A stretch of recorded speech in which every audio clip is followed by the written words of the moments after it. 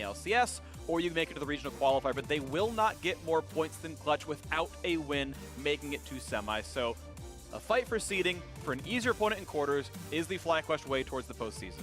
Incredibly important for both teams here. And to recap the earlier stage of the day, TSM, they tried to go split push. They drafted a bunch of global champions, Ryze, Tahm Kench, Nocturne. They were unable to even get an early lead with those to try and play the pressure game. Meanwhile, FlyQuest, they did get an early lead. They had Fizz, they had Rumble, they had Varus. Wild Turtles get solo kill after solo kill after solo kill on the Cody-san and had a tremendous presence in the bottom side, but they weren't able to finish off the game. So definitely going to be exciting to see what changes they make coming in here to game number 2. Yep. Will TSM actually stick with, some they sort ban of the Nocturne. Doesn't look like they want to stick with the split push or play against it because they were defeated multiple times by that strategy. Maybe that's why they wanted to pick it up themselves in the first place, but we may be in store for a bit more standard game from them. And I think they first picked Tahm Kench here in a lot of cases. You look at JJ's champion pool, he has had 3 games total that were not Tahm Kench and Braum. Braum's been banned, Tahm Kench picked up, he can go to Shen with only 2 plays, maybe he goes to Alistar but has not played a whole lot of it. Like, there's only so much that he feels like he's very comfortable on. We actually even saw in the previous game, FlyQuest, JJ did not look as good on the Alistar from what I recalled, so they might have actually done a pretty good job pinching here on the blue side, TSM. Yeah, both supports super highly valued this champion, so definitely a no-brainer first pick right there for TSM. Once again, getting the Tahm Kench. Meanwhile, Flame locking in the blind pick Gangplank this time around. Let's see what it pairs it with. Nice Kindred. Yeah, Kindred's been very, very strong. So they've already picked up a lot of damage, and it means, of course, they must play tanks elsewhere. There's a chance to play the Galio for Keen. He's already done it 3 times so far this split. A pretty high presence champ for him. We know JJ's going to go to like an Alistar or a Shen or something later on. He's pretty much a tank-only player. And I'll wait to see though what TSM wants to get alongside that. Gragas is the very frequent answer to Kindred. But no, goes for the higher priority overall champion in the Trundle. And Trundle has been super successful. Very good early Scuttle Crab control. We'll see if he can make that happen. Versus a Kindred, it's so important. Gangplank and Kindred both scale really well. As far as the damage output possible from the FlyQuest lineup that they can see is already facing them. And again, another Ryze here for TSM. Yeah. They have Tahm Kench, they have Ryze, so they still do have a lot of these mobility options for themselves.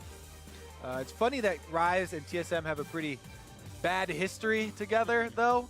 We'll see if Bjergsen can pull it out when they need it. Move up the playoff standings here. And Bjergsen's been interesting in that he's actually played a lot of different champions. 12 unique mid laners this split, which is higher than almost everyone else in the role. A lot of one-ofs, obviously, because you're only playing 18 now, 19 now, 20 games. But yeah, back on his 3rd Rise of the split here. The Jhin locked in for Wild Turtle. He's going to be nice and far away. I'm curious, though, if Jhin can actually push through a front line like Tahm Kench Trundle.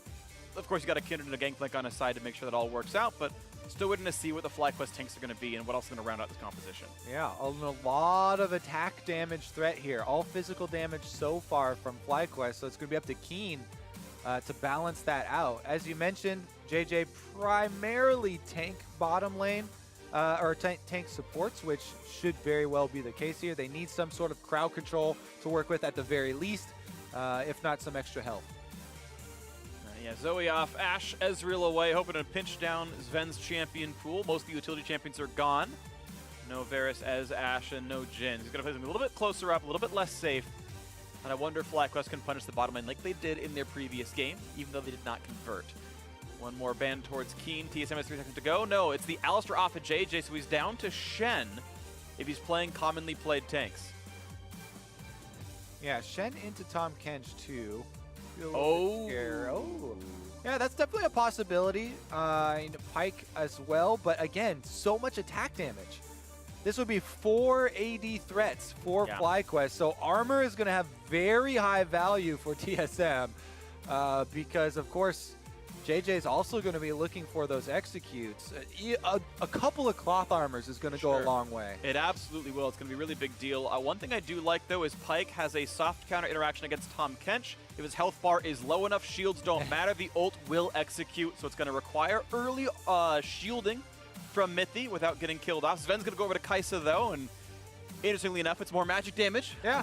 Not that TSM needed it as much. Team And Magic versus Team Physical. basically, and of course, they've already got Ryze, and they lock in LeBlanc, so Ryze's top lane is going to counterpick Gangplank, and as Kai'Sa comes through, Sven's probably going to still feel happy. Yeah, of course, everybody starts the Storm Razor on Kai'Sa now, so Yeah. is going to be that decent physical threat, plus Trundle will keep you honest, but interesting trends here. What is it going to be for Keen to try and balance this one out for FlyQuest? Or will they just go straight to... What I expected with the Galio in yeah, there. so again, we talked about they need some sort of at least crowd control, if not extra health, to work around with all this damage that they're packing. Galio will provide that in spades. So much zone control from this champion, and will be also able to cover a lot of the early moves. You know, FlyQuest are trying to scale up a little bit, so can try and play a little bit more defensively with the ultimates early on. Doesn't have to go, you know, with a dive or anything like that. Meanwhile, though, top lane Ryze, baby. All right. That is exciting. Add a new champion to the pool for Hanser here. We'll see how it goes. Of course, you can auto-attack the barrels. That can often feel pretty good. Of course, yes, you can eat orange to get out of Rune Prison, but Gangplank versus Trundle can be hard as well. This will be an exciting one to watch for. TSM battling for the 5th seed, FlyQuest the same. Waiting for the loser of the next match up to see who your opponent's going to be if you win this one. And as the coaches shake hands, they may never meet again this year. They're not going to be quarterfinal opponents, we know that. And maybe they meet in regionals, maybe they meet in semis or the finals, something else. It wouldn't be semis, but you know what I mean. The lineup's on your screen, and the battle is going to be fun. A Galio, the only true tank on the FlyQuest side.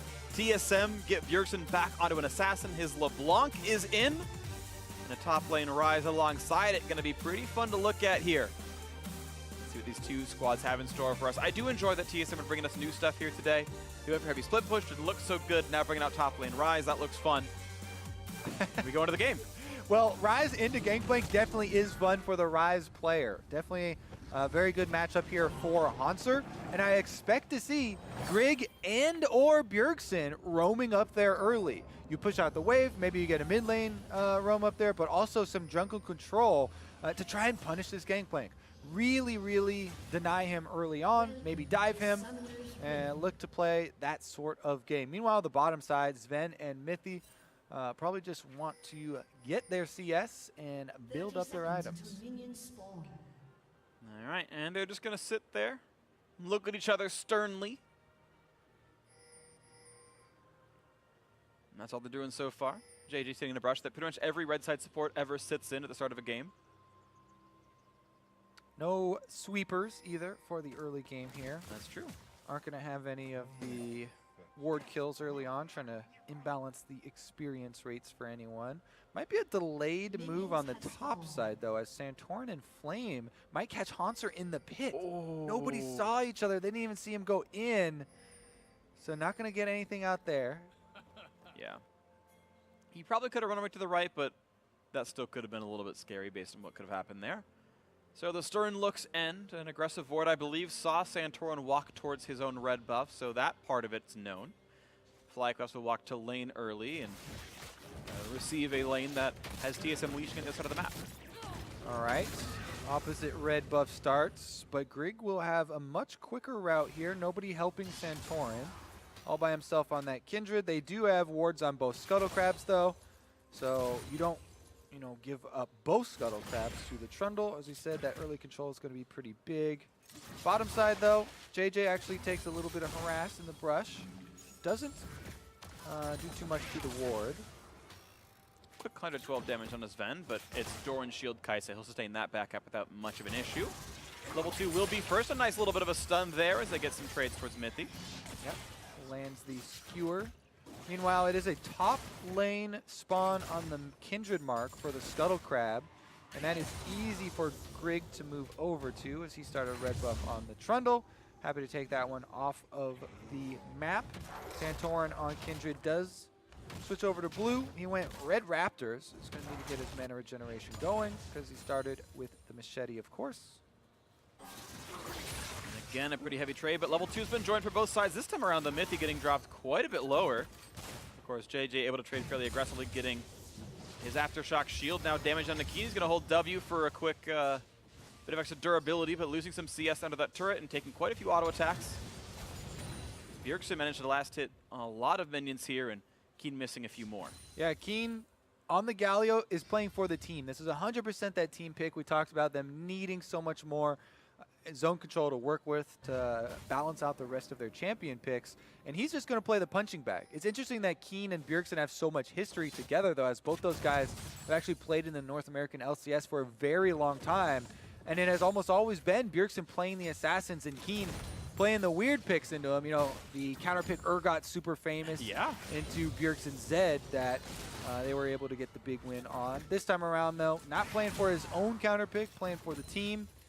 And it is going to be so much more about how can he play with the rest of his squad.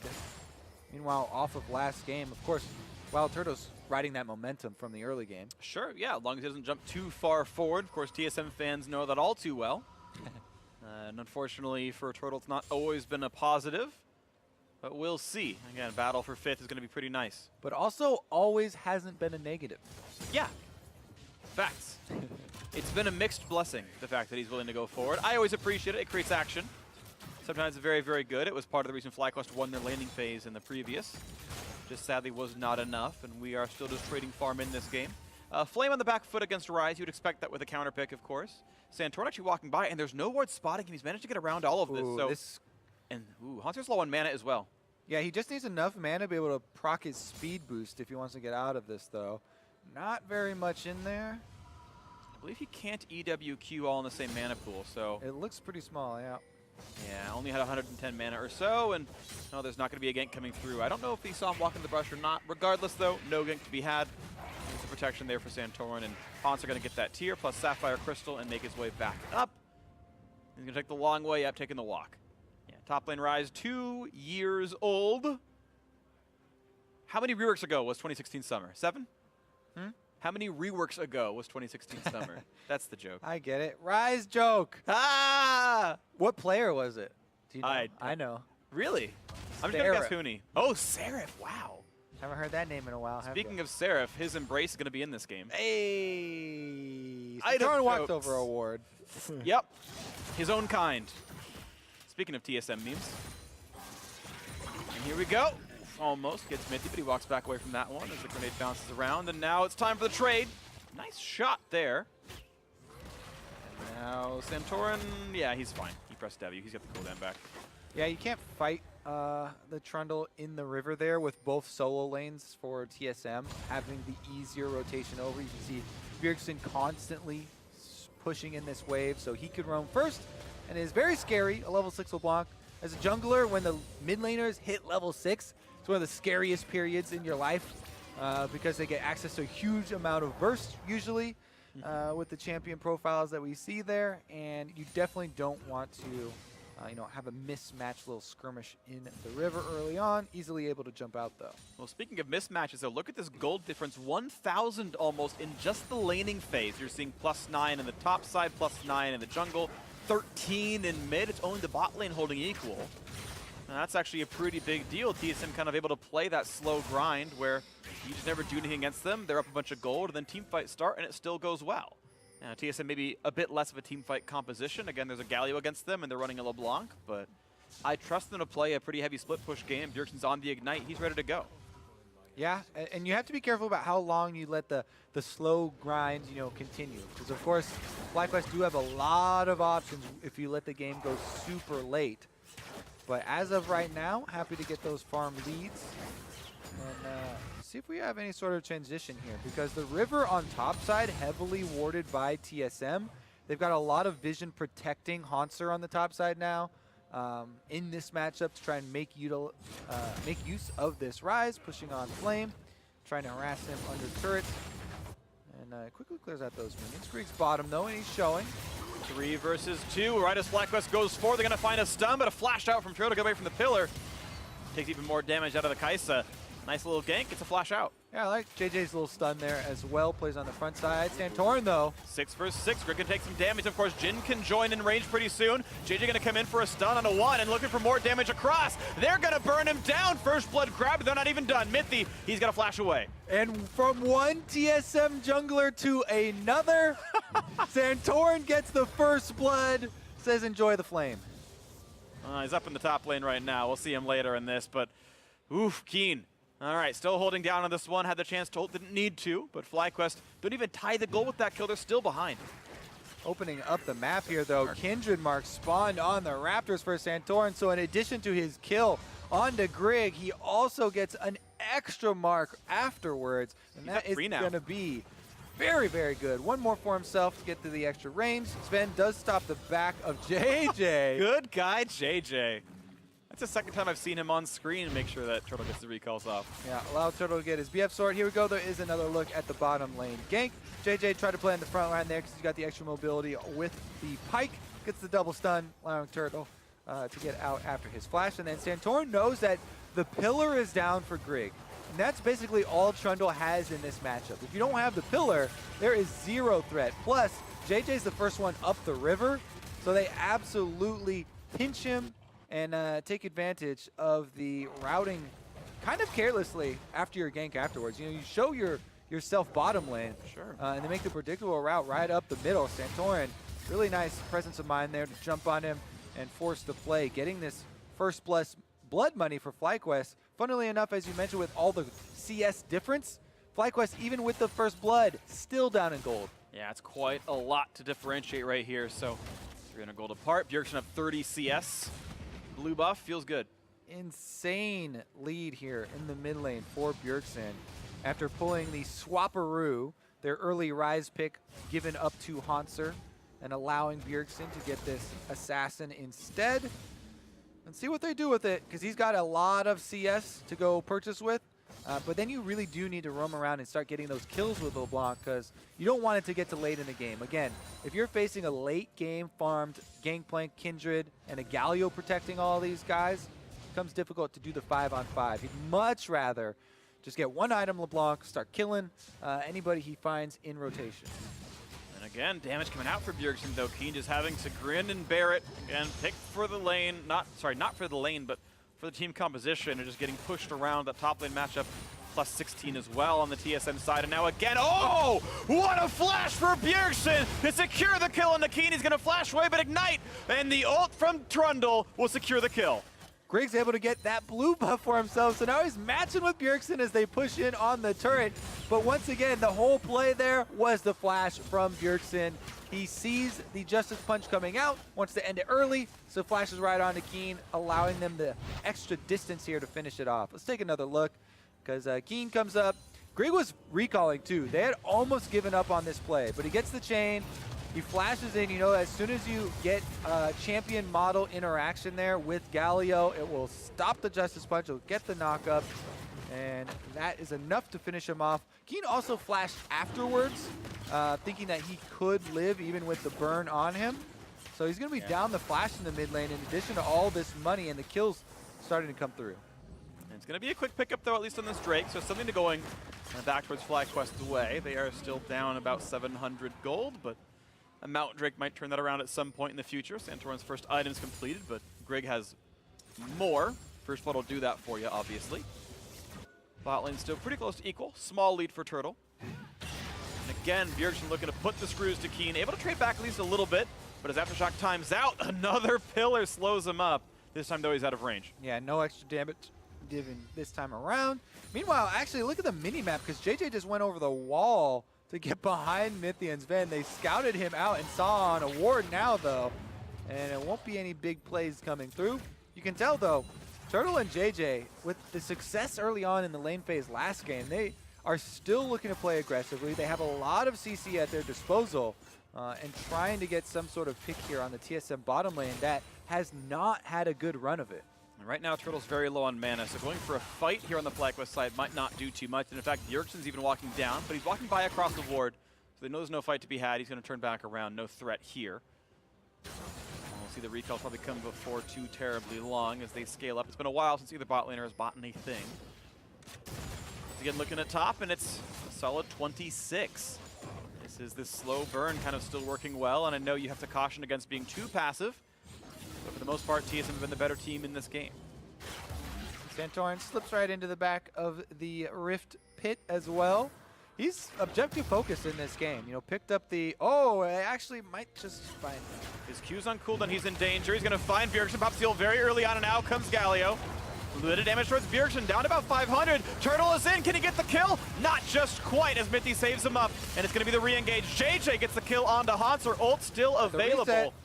Turtle is out, but here comes the push with Sven. Gets over the wall, he's gonna stay safe. 1-0 FlyQuest, but the fight is not done. Flame's gotta be a bit careful, as Grig's gonna be found out for a stun, but also saved by Mithy. Oh yeah, Grig a little bit too risky over there. Rift Herald's still getting some damage done as well. Even though a couple of recalls are channeling for FlyQuest, I think they want this Rift Herald to reset. TSM finishing it! They've got the Jhin ult. Smite goes over, but the pull in on Grig. TSM just too healthy though. They get the Herald to get out. Let's see if they can actually get a turret with it though. They did, you know, put a stop to that objective and take it for themselves. Bjergsen, huge burst potential. You can see how early Santorin had to ult because of the potential one-shot from this LeBlanc. Threatening player. This kill at least though got FlyQuest tied up in gold, so I guess we have to stop talking about TSM's slow bleed working well because we are at a tied game. Farm leads or not, they've been fighting pretty well. When we look back at this bottom lane as Hanser has now moved himself around to this side of the map. Looks like they might be using Herald to knock something down quickly and put a point of power elsewhere. The recall from the dual lane has showed up, and looking at Kai'Sa in the minimap is going topside. Probably to cash in on the turret damage done earlier by Arise, and as long as Grig comes around, that could be first turret for them. A wave lost to the turret in bot lane as Scuttle should go to Santorin. Wow, the flash forward though, is it the damage? Not quite. Hanser is now down his flash. Oh yeah. That was a super aggro move here. Not able to burst down Santorin. Still had about 300 life left on him as well. With JJ there trying to protect him and dissuade the chase. Now it's just going to be a flashless Rise. Let's see if he gets punished for it later. Could be the case, yeah. 4 minutes to go until that's going to come back. That could absolutely be scary.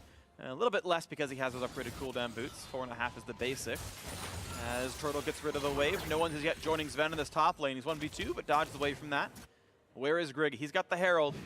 And that first turret gold just waiting to be grabbed at some point on the map. Mid lane down about 15%, but top lane at half would die to almost just the charge. Mithy heading up, Grig heading up, and with the ult, this might just be the heavy play right here. Bit of wave not going to mean much. Bjergsen comes in, almost kills off Turtle. This could be enough, and it is! A great pickup as the bot laner's dead. And Bjergsen plays the champion to perfection there. Just pops out with the LeBlanc. He's already got the Luden's Echo, so it's pretty easy.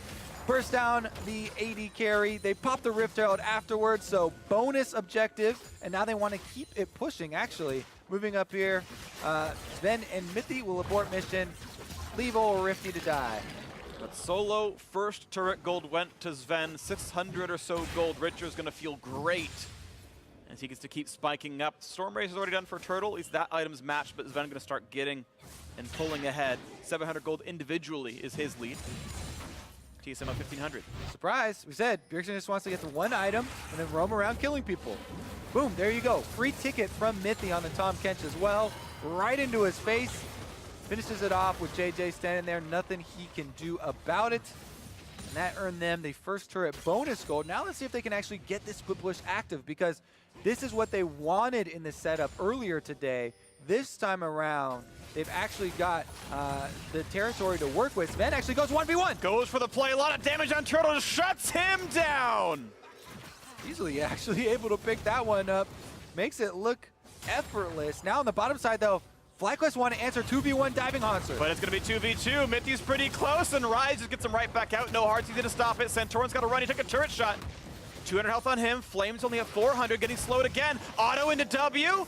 Waiting for the oranges, grabs them, and here comes his spit out. Galio showing as well. Flame will stay alive. Santorin the same, a knockup of Mithy, but will the re-engage come in time? Can't quite find the knockup of Bjergsen cutting away. Looking for the next shot to come through. Santorin very low. A flash in, and the ult for JJ picks up one. Looks for another onto Bjergsen. He's got to be careful though. Plenty of damage comes out for Hanser as well.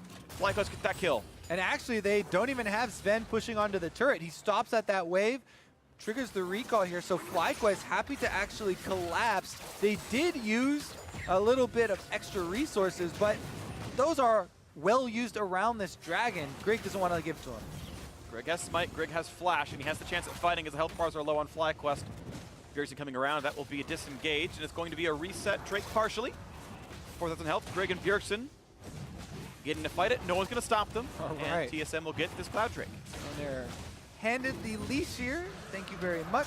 Cloud Drake picked up a little bit of extra move speed.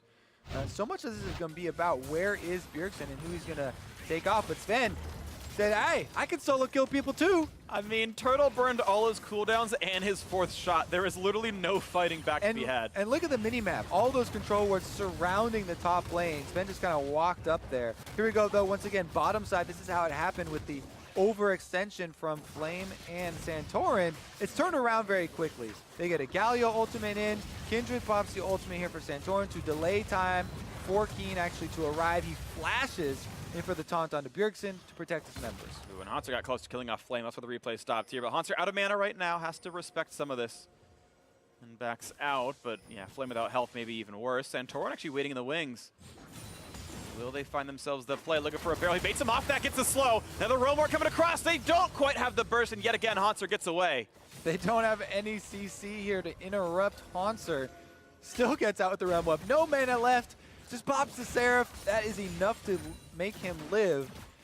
And we'll see. Greek is actually just going to be able to take the minions at the turret then, allow Sven and Mithy on the top side to continue to push in, farm up.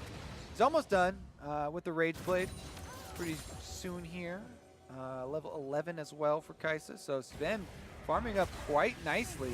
Now looking at Santorin as Hanser is showing in as well, but a teleport's coming through, so now Flame might cut this off. Ult's in, another teleport joining. Big burst towards Santorin, has a flashaway. Grig's still on the chase, lands the Q. Couple more shots, and they're going to get that kill as that one falls in a second. 2-0 TSM. This time it's TSM with 5 members on the bottom side. They use Tahm Kench ultimate to chase as well. Grig Pillar soon. finds him. Perfectly placed, and of course Keen can't traverse terrain with that E. He's got to keep walking, but he's picked up by Mithy, spits him back out in the brush. Where can he even go? Finds some damage. He's close on Greg, actually. That's a very low health bar, but it's not going to be enough damage. Fenton gets the snipe.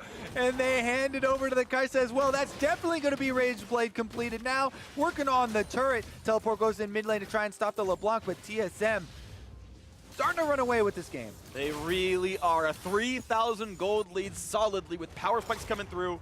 Scuttle picked up as well. Baron's on the map if they need it. TSM in the driver's seat here, but could be re-engaged towards Bjergsen. Rooted up, knocked around. He's trying to jump away. The ult's not going to land, so how about Jin? Nope. He hit the clone! The clone block from Bjergsen! Oof. Able to take the bullet. Really, really great reactions there. Clone MVP. Yeah. See, people have always asked, what if TSM had 2 Bjergsens? Turns out it works really well. Fair enough. Bjergsen does not get his first death of the game, despite the best efforts of FlyQuest. That was a really well placed pick from FlyQuest, jumping on the recall, able to get the Bone Skewer, but a better reaction. All right, so they wait long enough for him to come around. Immediate root from Turtle to allow JJ to get the Bone Skewer, but then Bjergsen... It's not even on purpose, I don't think. It just is there. So he ran in a straight line to get out of the range of the ultimate, so that makes me think that he was like, oh yeah, my ult's got this one, easy. So there was no panic, no attempt at dodging, right? Fair. Make a straight line for the safe zone. Yeah. I was expecting the clone to juke upwards, though, instead of running straight. If he's controlling it on purpose, I think he would have walked into Turtle. Maybe I'm wrong, I don't know. Either way, it worked. We'll get an interview for you afterwards. Yeah. Did you block that on purpose? Bjergsen would be like, of course. Yeah. He'll just take credit. That's what I do. When someone laughs at a joke, I'm like, of course I meant for that to be funny. Meanwhile, Flame means to get Hanser out of his lane, lands a barrel chain, and walks back out. As well, a lot of control wards starting to go down for TSM. They know with this lead, if FlyQuest comes to face check around Baron, then they'll be in big trouble. So they start to move into the red quadrant here and make that a reality. All right, ward control. TSM side getting rid of all these, keeping their own control wards up. That one heals back. Sven's going to take Krugs out. And now FlyQuest here to re-engage for some of their map. Gonna get a pull on Mithy, but a pillar almost knocks out JJ. Kaisa shows up, he's almost dead but stays alive. And now the engage comes across, but a quick save towards Trundle spits him back out. Flames' fight is down, Bjergsen around this fight, JJ getting away. Galio to reset the fight, but it's FlyQuest just running out of their own territory. Yep, and they have low health bars even after the Kindred ultimate is forced out, so they can't recuperate after this one. Bjergsen goes back to mid lane to push Mo. Sven actually taking down Keen. Big pillar on a Keen, down to 500 health. They can almost get the damage, he's got to flash away. And again, FlyQuest pushed out of their jungle. Yep, and pushed off the map. That gives TSM free reign over the turrets. They're going to get bottom side. They're going to push on top side. Even mid lane is going to take some damage while they're at it. And that's turret going down 3-0 in turrets. A 5,000 gold lead. It's going to be 4 pretty soon as mid lane's under fire. Look at the damage on Turtle. He'll survive through the ignite. Yeah, good dodge there with the extra speed and just barely enough to live. 55 or so. I was right. He's fine. But no teleport available. Thanks. Kobe patted me in the back, said, good job. You know how much damage ignite deals. I've been hit with enough LeBlancs to know. But Greg taking Scuttle control constantly. This Baron is under TSM's control for the most part. FlyQuest have to find some way back in, or they're going to fall to 6th place. Yeah, and that means they'll probably have a pretty difficult matchup here as the winner's tiebreaker will come up next. Yep. Again, though, still have a chance. Possibility of making a big team play. They have Gangplank, Trinity Force, Spirit Visage completed. So again, magic resist heavy Gangplank. We've seen this so often against this team. Once again, it makes sense though with the solo lane APs. And it just takes one, you know, running into a big barrel chain, having that crit on your carries. Galio ultimate coming through. There are possibilities for FlyQuest in games like this, tiebreakers, where you're trying to get seeding for playoffs, the big moments. This is where you need to have that poise in game. This is exactly what JJ was asking for. He said he was excited for some stage play in higher pressure situations. Yeah. Now is when that occurs. Can he get a pick on Pyke? Can he set his team up? Gonna have to see if this one occurs versus TSM, one of the oldest standing organizations with the richest history. And it's interesting you talk about these high pressure games on stage. It feels like when JJ's on his comfortable champions, he looks a lot better, right? In the previous game, it was, I think, his first Alistar game with a split, and it did not look very pretty. Had a pretty bad scoreline here, and even though he hasn't played a bunch of Pyke on the LCS stage, he was one of the first ones to adopt the champion. When we talked to him during Collegiate before the split started, the thought was that he was the best Pyke in Academy. That this was a champion he knew how to play really, really well. Guess never got to bring it out until now, but it's a really good game. He's the kill leader on his team with a perfect KDA. And this is what happens, right, when you're sort of new to the stage. I think you want to play things you're comfortable at, and clearly that level of play is quite high when he is on something and he's mained a bit more.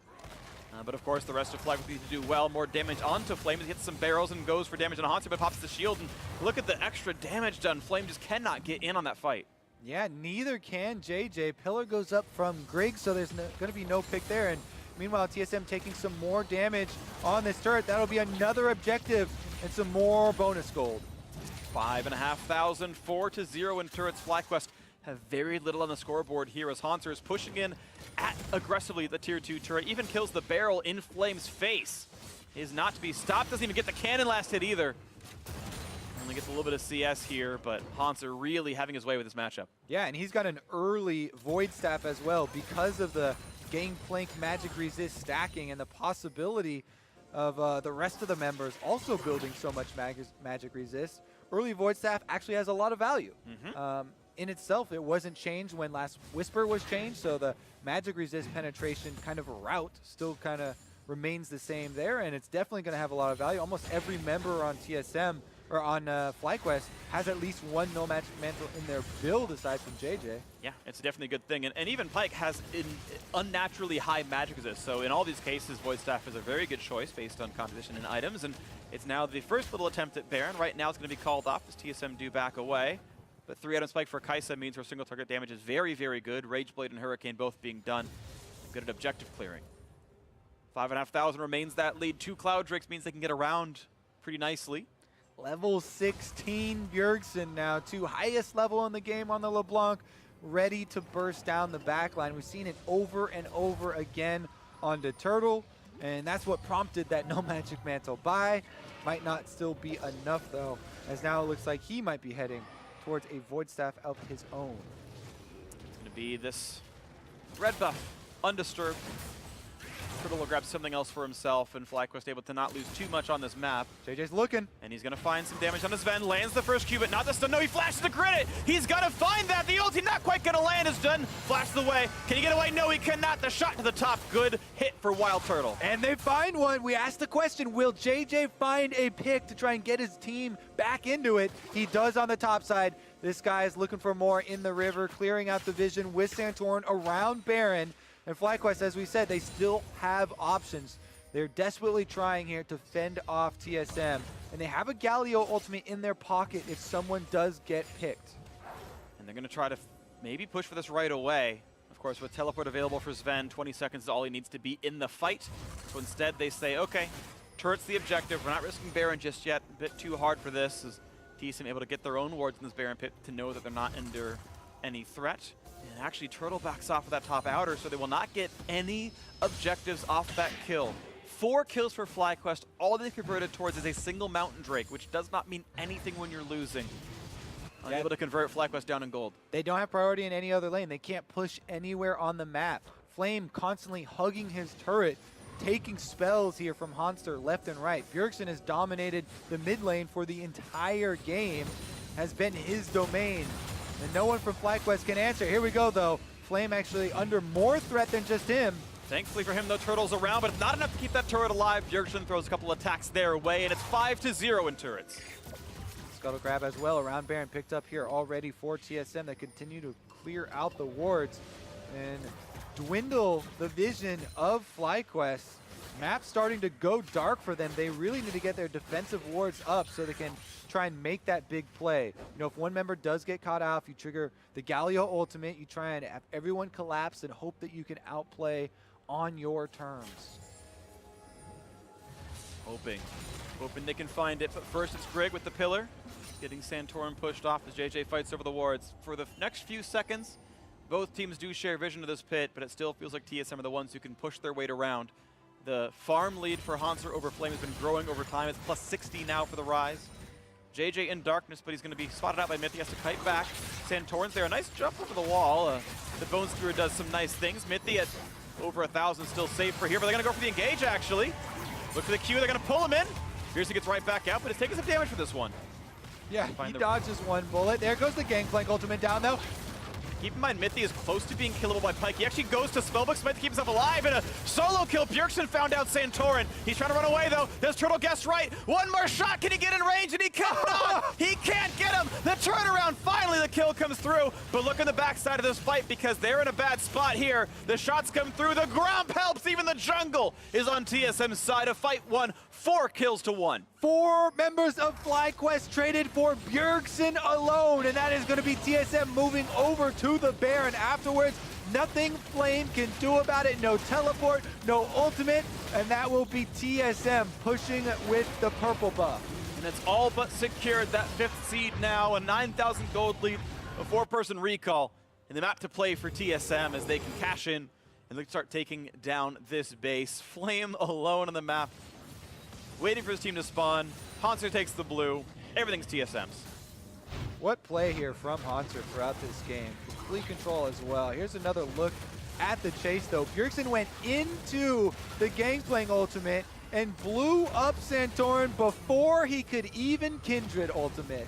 Then Turtle chases him. He cuts off his escape route with the W, knowing that Bjergsen's only option would be to take his distortion back to Turtle.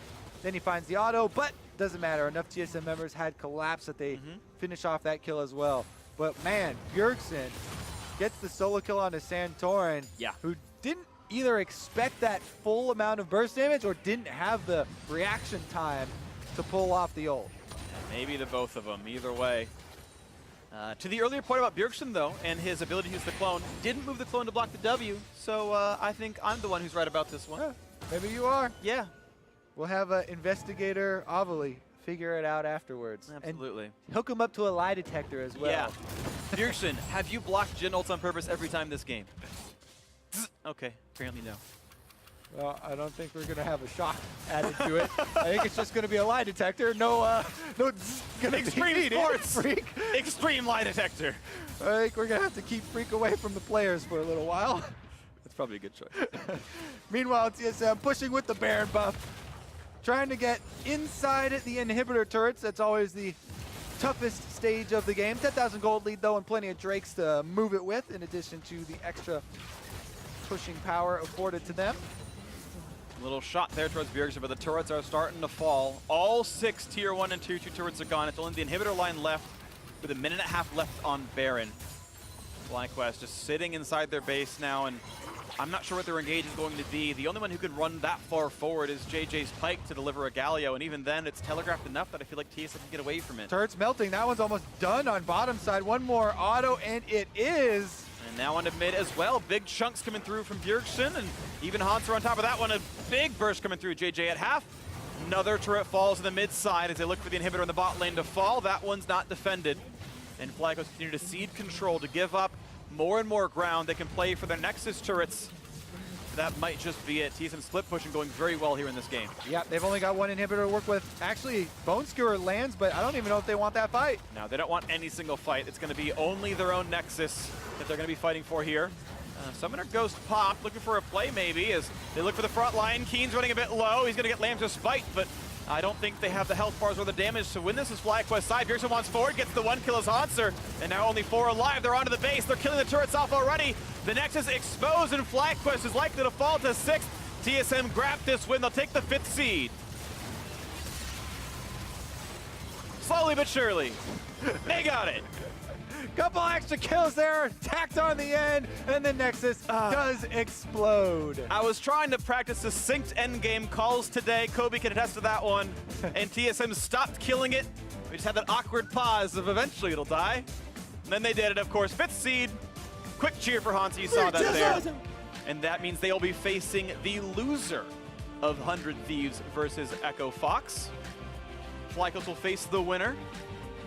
And if they do not win that matchup in the quarterfinals, their postseason is over. TSM have enough points that with tiebreaker rules will always be able to overtake Clutch Gaming's spot. And we'll talk more about that as we get to the quarterfinal weekend. But TSM are going to end in 5th. They secured their playoff spot yesterday. Yeah, all these teams have secured their playoff spots. Just trying to figure out what the matchups will be and get a little taste of that playoff action. Definitely enjoying it so far. FlyQuest, though, going to have to take what happened today and review quite a bit. And they know already they've lost to 2 of the other 3 quarterfinal teams they may face. They know it won't be TSM. They know it might be 100 Thieves, though. And that could have been a sampler of their quarterfinal best of 5. But a win is a win. Great job, TSM. Let's send it down to Avli standing by with TSM's bot laner. Thanks, guys. Sven, congratulations on that win and securing that 5th seed. And you guys pulled it off after a loss earlier in the day. So how are you guys able to mentally reset and pull off today's victory? I mean, I just told my team that maybe if I play a little bit, like if I int a little less, then we'll win next game. So that happened this game. Okay, so you're saying that you don't want to int anymore. I mean, what other changes are you trying to put on coming into playoffs?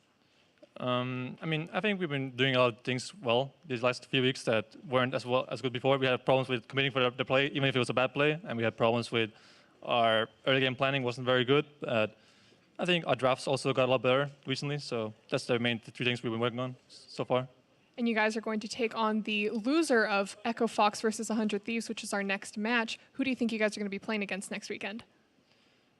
To be honest, I don't really care. Like, I think that the 4 from 3 to 6 place are like really close in terms of like how good they are. So I don't think it matters who we play against. I think we're all equally skilled. So I don't really care or mind who we play against. But I think it looked like Fox was playing better than One Piece was playing, even though One Piece won the game.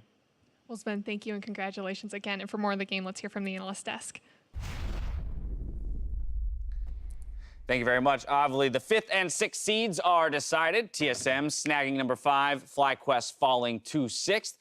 For TSM, I think this was a very solid rebound from the loss they sustained earlier today. Yeah. I had asked the question, which position would you prefer to be in from a losing team? Jat, you had said TSM, and it looked like they were able to shrug off that earlier loss quite easily. Yeah, all it takes is just Sven inting less. We heard it from him, right? It's funny because I actually think that's pretty true. Like, when they do well or excuse me, when they do poorly, it's usually because Sven has one of those uncharacteristically bad games where he got picked off a couple times. I mean, that's basically the story of the Clutch series, where he had his worst series ever, maybe, and then they're knocked out.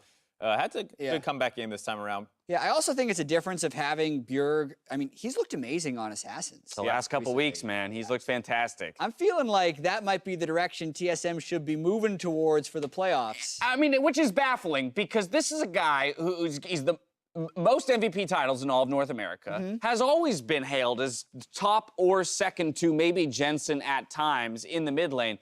And so often we see him forced down onto pitch with no agency. So finally returning to a style of play that lets him control the game and make plays. I think it's something I hope to see more of in the playoffs, because to the point where it's sometimes like TSM doesn't have enough playmakers. We see a 20-minute Nocturne game, no ults, top lane pressures a little bit, bot lane mostly focuses on going even. Having Bjergsen on the champion that can only play aggressive means now he has to play aggressive. And on this LeBlanc, he destroyed his lane opponent. Yeah. He absolutely destroyed Keen in the mid lane, building a massive CS lead, as well as getting an early kill with the help of Grig, yes, sort of.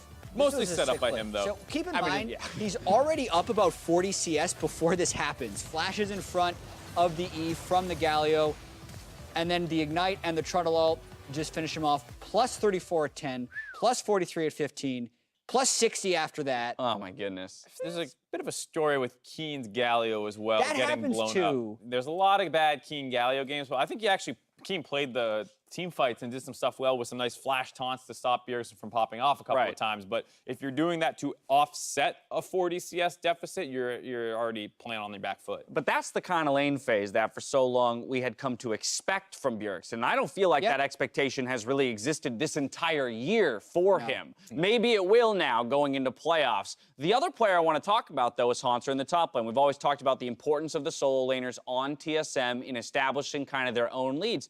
And in this game, we finally saw the appearance of the Rise being sent to the top lane, which has happened around the world. First time here in NA. It's something that a lot of times people just see as a power pick in the mid lane as well, but across the world, they're more willing to flex it up into the top lane, and it doesn't have that many bad matchups, a little susceptible to ganks, but if someone takes melees or tanks into it, the Rise can actually bully super hard, and that did work out a little bit for Haunter establishing a CS lead. It's actually 0-2 in Europe and 4-5 in Korea, so it's not a dominant pick, but I do think it's another one of those things that could favor Haunter. Again, whenever TSM can put themselves in situations where they can be lane dominant, Haunter and Bjergsen are guys who consistently have been in the top of the top lane first team and the mid lane first team. So that is how they succeed. And if there is like a prototypical TSM draft, like Sven on a hyperscaler, because Sven and Mithy do not dominate lanes. Nope. So put your other guys as your dominant laners. If they want to shut down the hyperscaler down bottom, great. You have ways of creating pressure on the map. Right. It's very frustrating watching It's TSM only this year. taken 2 splits to figure that out. I was going to say, it's frustrating to watch them come to the realization almost here in the tiebreaker week, but at least they are coming to it now. Similar to their game 1 composition where they had tools to make plays into side lanes, close gaps, or have the semi-globals. Although they didn't go into an even mid-game in Game 1, they have very similar tools here in Game 2.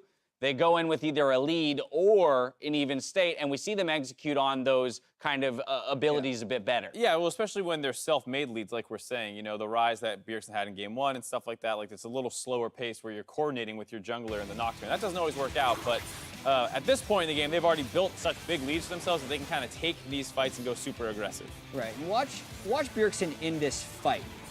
So very shifty, doesn't really look like he's doing much, and then kind of out of the blue, I believe he one-shots the Kindred. Just need to track this right here. Oh, there it is. Goes. Okay, he's dead. Yeah, and then that pulls Turtle up here, which eventually gives Sven time to get the chase down on JJ. It's kind of what Assassins want to do, like blow up a target and then pull the enemy team apart when they try and punish you. And though Turtle does get the punish, like look at the position he's in now, trying to get out of here. And it allows them to find the cleanup kills. They get the 4-for-1, and then they get the Baron buff on the back end of that. Absolutely. So good pickup for TSM here. Moving into playoffs in that 5th seed, FlyQuest in 6. As we mentioned, they're waiting on the results of the next game to figure out who their opponents will be in the quarterfinals. And I think before the day, we were wondering what the difference between 3rd and 4th seed would really be. because obviously 3 plays 6th and 4 plays 5, but if you're 3, it means you're playing Cloud9 in the semifinals if you move on, and if you're below that, it depends on dynamic seeding. Now I do feel like, as FlyQuest, the least experienced team in the playoffs, the 6th seed, didn't necessarily end the split on a tear, was 0-2 on tiebreaker game. You really, I think, want to play them in the first round, which means you really want the 3 seed. And that's awarded to the winner of 100 Thieves Fox. So I think we're going to see a real try-hard game coming up. Ahead of that 100 Thieves Fox games, what are your guys' thoughts? Obviously, Echo Fox looked pretty good on the upswing with a 25-minute win over the TSM that we just saw take down FlyQuest. We didn't run the predictions as a part of a segment, but I said Fox and he said 100 Thieves. So we are split. And there's a possibility then of a tie if Jat gets it correct and Mark gets it wrong. And you know what the all-time record of 100 Thieves versus Echo Fox is, Mark? Heavily in 100 Thieves' favor. 4-1. I'm feeling pretty good. Heavily in 100 Thieves' If there's favor. a game that I'm going to tie you up with, we need to figure out a tiebreaker. We'll figure it out. A Akali 1v1. I keep challenging you to an Akali 1v1, and you never want to do it, dude. Not an Akali. I'll race you in. Oh, it was a foot race. You know what? Perfect. No, not a foot race. I'll do a It's a foot race. I like it. All right. Ooh. 3rd and 4th seed We're both decider out of up shape. next. 100 Thieves taking on Xbox in our last tiebreaker of the split. That's right after this break. I want to do a 100-yard dash. Science I would love that. I didn't. I would love that.